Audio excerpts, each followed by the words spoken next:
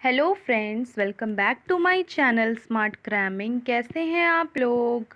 आज के वीडियो में हम देखेंगे कि हम प्रत्यावेदन कैसे लिख सकते हैं। जो समृद्ध मॉड्यूल की ट्रेनिंग चल रही है सभी जिलों में, जो कि 2 दिवस का कार्यक्रम है, जिसमें सभी को प्रथम दिवस की ट्रेनिंग होने के बाद अगले दिन प्रत्यावेदन लिखकर ले जाना होता है, जिसे वहाँ पर सबको पढ़कर सुनाना होता है। इस वीडियो में मैं आपको अपना प्रत्यावेदन दिखाऊंगी, जो मैंने अपनी प्रथम दिवस के प्रशिक्षण पूरा होने के बाद लिखा था। इससे हेल्प लेकर आप अपना प्रत्यावेदन लिख सकते हैं। तो चलिए स्टार्ट करते हैं आज का वीडियो। उससे पहले अगर आप मेरे चैनल पर नए हैं तो प्लीज़ मेरे चैनल को सब्सक्राइब करें, मेरी वीडियोस को लाइक करें, शेयर करें। ये है प्रत्यावेदन, जिसको फीडबैक बोलते हैं इंग्लिश में, और हिंदी में प्रतिपुष्टि भी बोलते हैं, जो मैंने लिखा था समृद्ध मॉड्यूल आधारित 2 दिवसीय शिक्षक प्रशिक्षण कार्यक्रम में। इसमें आपको अपना नाम और विद्यालय का नाम और अपनी न्याय पंचायत का नाम लिखना होता है, और फिर इस तरीके से आप हेडिंग डाल के लिख सकते हैं। सबसे पहले तो चलिए अब पढ़ते हैं कि मैंने क्या लिखा था। समृद्ध मॉड्यूल आधारित शिक्षक प्रशिक्षण कार्यक्रम के प्रथम दिवस में भाषा के समृद्ध मॉड्यूल पर चर्चा की गई, जिसमें समृद्ध कार्यक्रम का परिचय दिया गया और उसकी रूपरेखा बताई गई। कक्षा में बैठक व्यवस्था उत्तम थी। सभी शिक्षकों को यू आकार में बैठाया गया था। प्रार्थना कराकर प्रशिक्षण के प्रथम दिवस की शुरुआत की गई। गतिविधि पेड़ लगाएं ऐसा के द्वारा सभी शिक्षकों का ध्यान केंद्रित करते हुए प्रशिक्षण कार्य आरंभ किया गया। सभी शिक्षकों को 5 समूहों में विभाजित कर प्रस्तुतिकरण हेतु कार्य दिया गया। प्रथम समूह में समृद्ध मॉड्यूल स्तर 1 के बारे में चार्ट पर वर्णन करने को कहा गया। इसी प्रकार सभी समूहों को अलग अलग शीर्षक दिए गए और सभी समूहों का बारी बारी से प्रस्तुतिकरण कराया गया।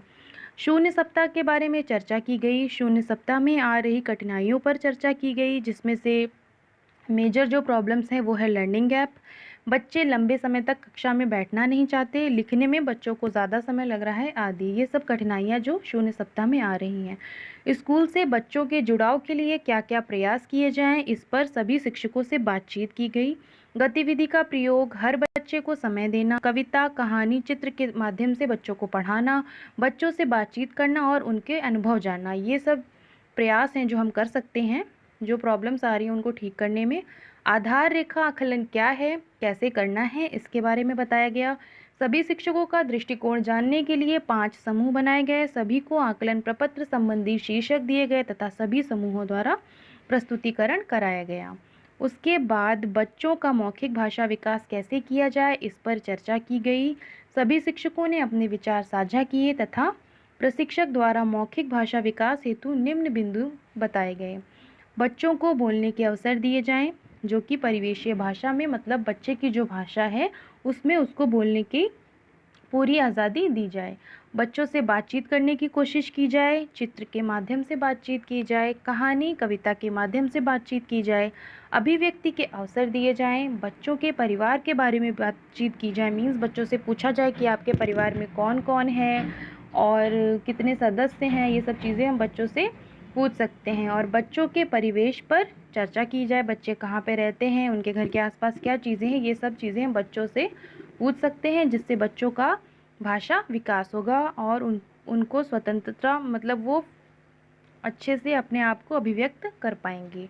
बच्चों के अनुभवों पर चर्चा की जाए। भय मुक्त वातावरण बच्चों के लिए बनाया जाए और शैक्षिक भ्रमण के माध्यम से बातचीत की जाए। जैसे कि हम बच्चे को स्कूल कंपाउंड में घुमा सकते हैं और जो स्कूल कंपाउंड में विभिन्न प्रकार की वस्तुएं हैं उनके बारे में बच्चों से पूछ सकते हैं।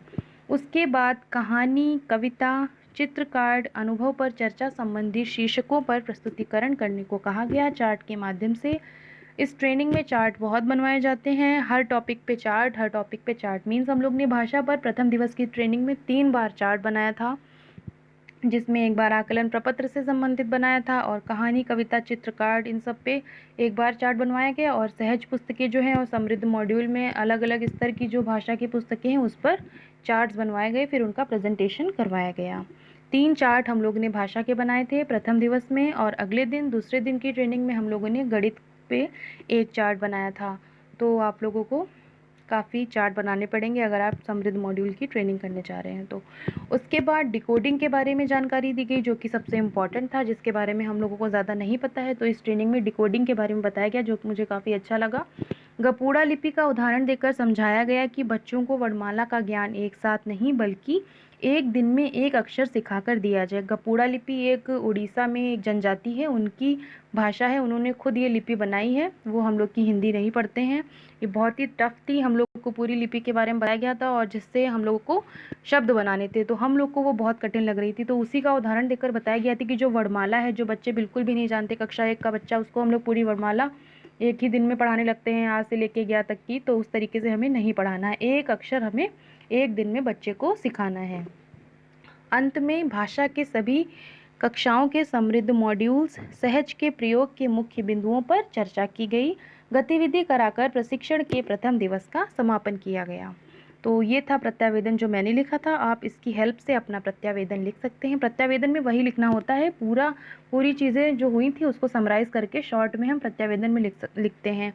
आप डायरी में लिखते ही होंगे कि क्या क्या करवाया जा रहा है, जो पॉइंट्स वहाँ पे मेजर बताए जाते हैं वो आप डायरी में नोट कर लीजिए, फिर उसी की हेल्प से आप अपना पूरा प्रत्यावेदन लिख सकते हैं।